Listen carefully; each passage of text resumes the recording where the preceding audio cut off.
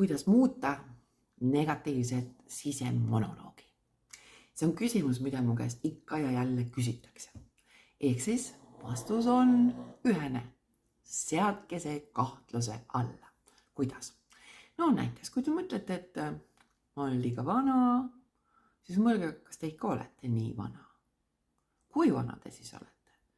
Ja isegi kui te olete juba päris vana, siis mõelge, et aga kas siis see, et te olete vana, peaks siis takistama teid elamast täiel rinnal. Või näiteks, kui te mõtlete, et te olete liiga kole, siis teate, väga paljud supermodellid maailmas mõtlevad täpselt seda sama. Aga seadke see kahtluse alla jälle, et kui ma arvan, et ma olen kole, siis kuidas ma käituksin ja mõtleksin ja tegutseksin siis, kui ma niimoodi ei arvaks. Ja hakake selle nimel tegutsema. Sest väga sageli kõik need sisemonoloogiga seotud mõtted on tegelikult ju omandatud kuskilt ja kellegilt ja ei ole üldse päris teie omad. Miks ma seda täie kindlusega ütlen? Ükski väike laps ei mõtle, et ma olen saamatu, et ma ei saa hakkama, et ma peaksin, olema süüdi selles, teises või kolmandas asjas, vaid lihtsalt nad on, nagu nad on. Ja kui me vaatame edukaid, siis üks muster, mis kogu aeg seal jookseb, ongi see, et ükskõik, mis nad ei ole.